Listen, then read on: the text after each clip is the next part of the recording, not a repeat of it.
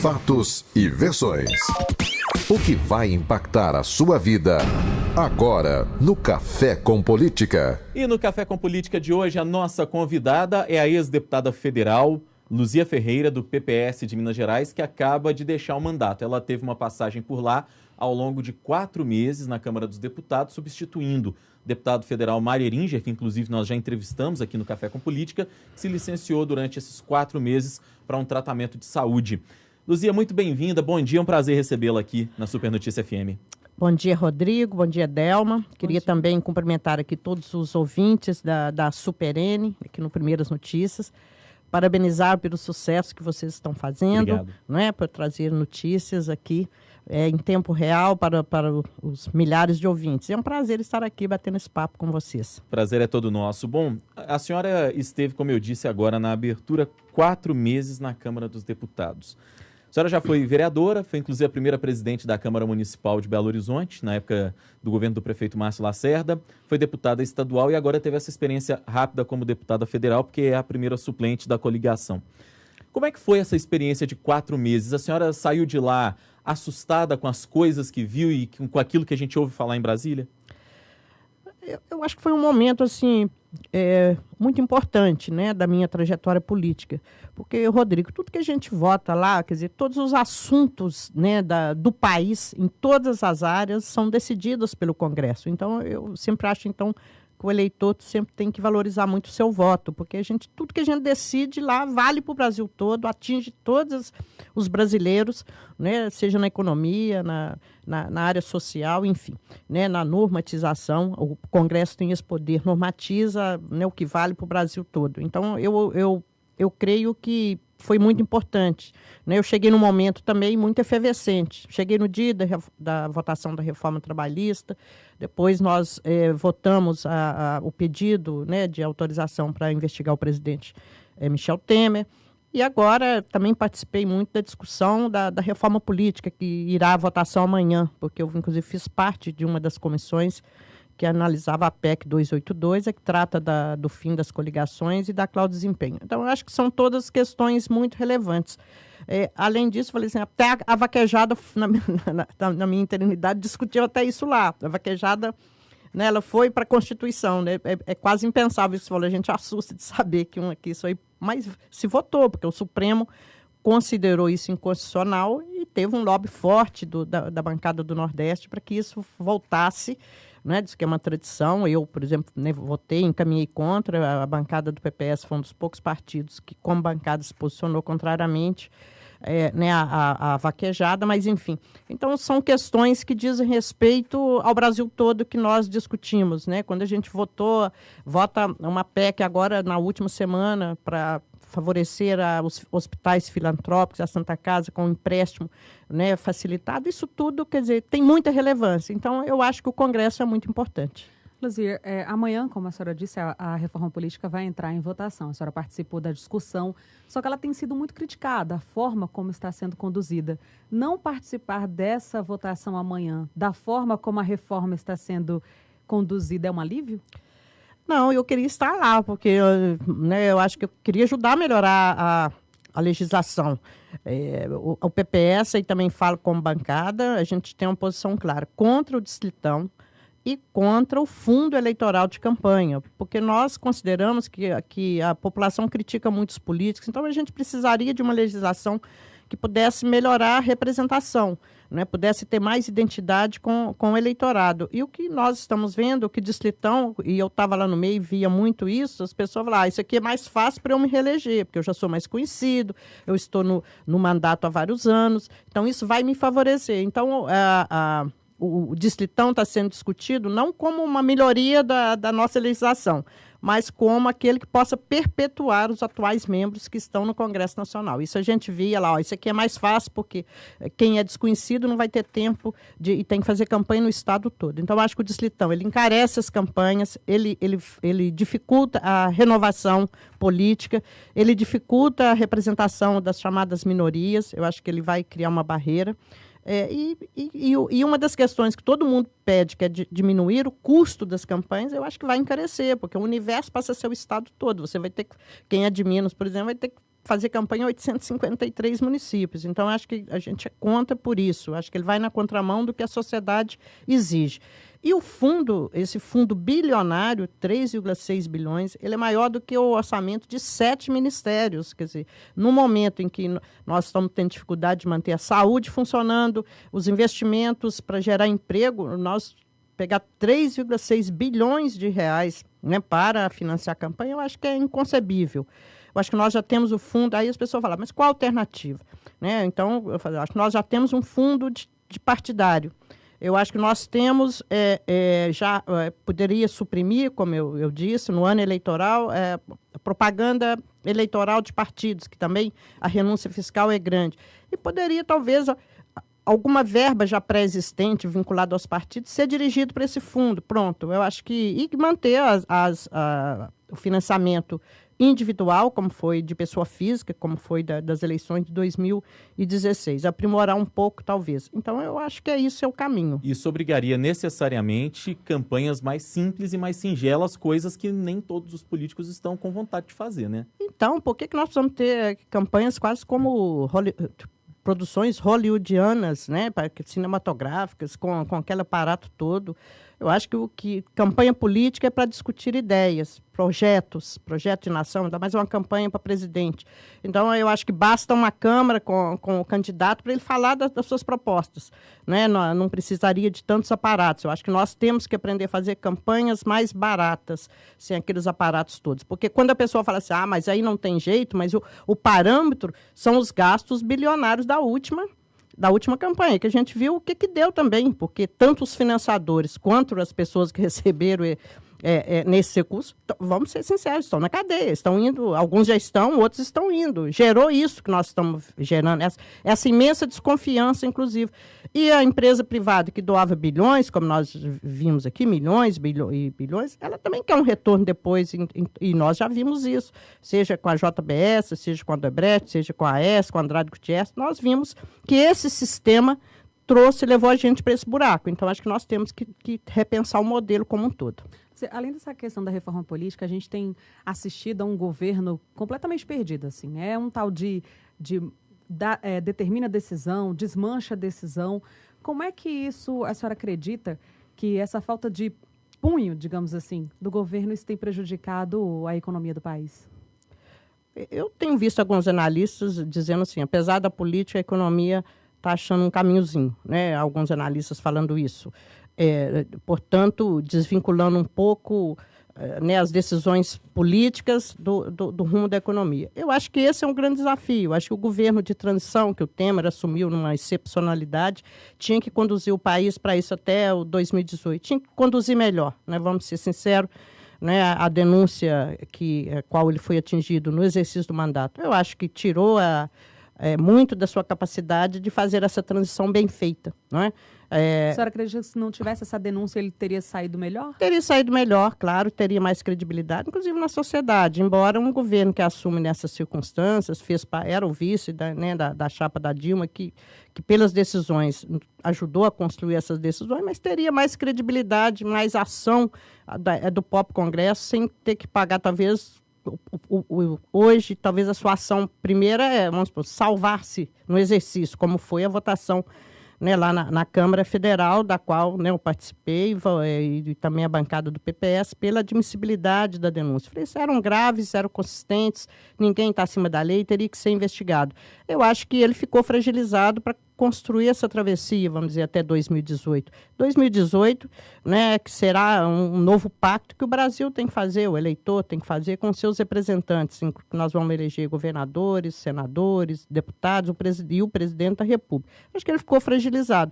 Nós temos esse enorme desafio que é voltar a crescer, achar um rumo para a economia. Nós temos 14 milhões de desempregados. Os indicadores indicam, né, possível menor, mas falar que vai crescer 0,5%, acho que é quase zerado mesmo. Então, a gente acredita, né, que a gente precisa ter essa responsabilidade, que o país precisa chegar inteiro em 2018. Né? Quem sofre é a população mais pobre, né, com o desemprego, com a paralisia da economia, com a falta de um ambiente saudável para investir. Eu acho que quem investe precisa de ter um mínimo de garantia de que o país tem algum comando. Né? Eu acho que a gente espera que ele cumpra isso. Nós estamos conversando nesta manhã com a ex-deputada federal pelo PPS de Minas Gerais, Luzia Ferreira. Bom, o partido da senhora votou todo a favor da denúncia contra o presidente Temer, né? Da admissibilidade da denúncia. Mas a gente conversou com muitos deputados federais aí nas últimas semanas e muitos falaram com a gente que, se não foram procurados diretamente pelo governo para mudar a decisão, foram procurados por alguns emissários, por líderes, enfim, ou ficaram sabendo de outros deputados que foram procurados. Especificamente no caso da senhora, e que era até uma deputada que estava ali temporariamente. A senhora foi procurada pelos integrantes do governo para mudar o seu voto? Não fui, né? Acho que até talvez o PPS foi um dos primeiros partidos que manifestou sua opinião. Eu acho que isso também é importante, né? Desde o início. E quero até dizer que a gente tinha o deputado Roberto Freire, que é o presidente nacional do PPS, até pouco tempo atrás, até o dia da denúncia, ele era o ministro da Cultura. Isso mostra que, né, ele entregou o cargo, né, a partir da denúncia. Ele achava que naquele momento o Temer deveria, né, renunciar, criar uma outra solução, exatamente para ter essa possibilidade de uma transição com mais estabilidade, com mais credibilidade, até 2018. Quer dizer, nós tínhamos, então, o presidente nacional, né, da nossa legenda, foi integrante do governo até, acho que foi abril, né, ao dia da denúncia, enfim, que apareceu, foram divulgados. Ele renunciou ao cargo. Então, desde o início já se sabia que o PPS tinha... E nós temos essa tradição, né, de investigar. Então, veja bem, nós hoje saímos da base do governo, somos um partido independente, mas com o compromisso de votar tudo aquilo que for a favor de construir uma melhoria, né, tanto da economia como das condições de governabilidade do país. A gente não quer o caos, né? Acho que o caos atinge a todos nós, atinge o país e atinge a população. Então, eu quero dizer que não fui, né, procurada, porque também, desde o início, publicamente, nas minhas redes sociais, eu manifestei a minha opinião. A senhora acabou de deixar o seu mandato, né? Estava cumprindo os 4 meses lá. A gente vem, próximo ano da eleição aí, o que a senhora pretende fazer? Olha, assim, são vários cenários. Eu estou primeiro esperando amanhã ver com qual reforma política, qual modelo a gente vai disputar, né? Então, estou esperando um pouco para saber o cenário. Estou discutindo com a minha equipe, com que sempre me acompanha, né? Mas é possível que o cenário principal seja candidatar para deputado estadual. Eu acho que, né, fiquei fora do mandato esse tempo todo, uma eleição no âmbito estadual, né, com mais possibilidades, a gente tem condições com menos votos e talvez também uma campanha mais barata. Então, o meu caminho, né, principal é voltar para a Assembleia Legislativa. Tentar a Câmara Federal foi um erro estratégico 3 anos atrás, 3 anos e meio atrás? Eu acho que eu não dimensionei bem, assim, principalmente o custo da campanha, viu, Rodrigo? É uma campanha muito pesada, naquele modelo tradicional de financiamento, né, e com esse estado dessa dimensão. Então, eu acho que esse foi o principal erro, assim, não ter dimensionado, né? Eu sempre fiz campanhas, né, mais baratas e mais com os apoiadores, enfim. E acho que isso que faltou, né? Porque quando você é federal, se você tem uma dobradinha com a estadual, ele acha que você tem que bancar a campanha, não compartilhar. Então, faltaram os recursos necessários para que eu pudesse ampliar a minha votação. Gostaria de uma opinião da senhora sobre esses nomes que estão postos aí até agora para disputarem a presidência da República aqui no país, né? Tem o Lula, que apesar da condenação na Lava Jato, ele reafirma que é candidato, o PT também tem defendido a eleição dele, a candidatura dele. Tem o Ciro Gomes agora que está despontando aí com o PDT. Tem o Bolsonaro que já está colocado desde sempre, né? Então, o que a senhora poderia falar sobre esses nomes que nós temos colocado, sem esquecer do Dória e também o Geraldo Alckmin, né? Olha, eu acho que assim, está muito difícil, né? Porque vamos pegar aqui os extremos. Eu acho que os extremos são Lula e Bolsonaro, né? O Lula tem o seu eleitorado, apesar de todas essas denúncias. A gente não sabe ainda se ele vai ter condições legais de disputar as eleições, né? Porque se for condenado em segunda instância, ele perde essa capacidade de ser candidato. O Bolsonaro, que talvez por essa crise na segurança, crise política, crise ética, surpreendentemente, ele criou aí uma faixa, né, com um discurso absolutamente contra tudo que a gente construiu no pós-constituinte, da democratização do país, dos valores humanos, éticos, sociais. Eu acho que o Bolsonaro é uma contradição com esse Brasil democrático que a gente quer. Eu acho que são os dois extremos. Eu acho que precisa de aparecer alguém aí pelo centro democrático, que tem esse compromisso, né, com o desenvolvimento do país, com a democracia, com os direitos já conquistados, para ganhar a confiança do eleitorado, né? Eu acho que quem vota no Bolsonaro, eu acho que está apostando que é um caminho mais autoritário, vamos dizer assim, né? Que vai resolver os assuntos. Não é isso, né? Acho que o Lula tem o seu eleitorado, mas tem uma alta rejeição. Eu acho que quem criar aí talvez, não sei se vai surgir um novo, né? Ciro Gomes já enfrentou 2 eleições, até pelo meu partido, pelo PPS, as 2 eleições que Era essa disputou. a questão até que eu ia colocar. Ciro Gomes seria essa alternativa mais de centro, alternativa que representaria um certo equilíbrio entre a direita e a esquerda? O Ciro Gomes poderia ser, mas ele está buscando muito vir para ter o apoio do PT. Eu acho que aí tira ele do chamado centro democrático, dessa terceira via, vamos dizer assim. Talvez se ele costurasse aí com partidos desse campo, poderia ser. Mas ele, o que a gente tem visto de declaração, ele apostando muito com a inviabilidade do Lula, ele terá o apoio do PT. Então, acho que ele vai aqui por esse campo. Eu acho que o PSDB está muito fragilizado no momento, poderia costurar, ser em torno, né, de um candidato, mas eu acho que também se fragilizou muito neste processo recente do país, não é? E acho que ainda está faltando um nome que possa, portanto, representar, né, as forças que têm compromisso com a democracia e com o desenvolvimento social e econômico do país. Falando aqui do nosso quintal, especificamente da política mineira, a senhora foi, durante um dos mandatos do ex-prefeito Márcio Lacerda, presidente da Câmara Municipal, foi secretária no governo dele, no segundo governo, sempre demonstrou ter ali uma afinação, uma proximidade com o ex-prefeito. E ele não é segredo para ninguém, já nos deu entrevista, falou isso também, costurando uma candidatura ao governo de Minas. O PPS em Minas, e a senhora, não sei se a senhora ainda é presidente estadual do PPS. Sou ainda. Ainda presidente estadual. Até o final desse ano. Pois é. A senhora, como presidente estadual do PPS, diria que o seu partido pode caminhar para apoiar efetivamente a candidatura de Márcio Lacerda ao governo de Minas? Como é que ficaria isso?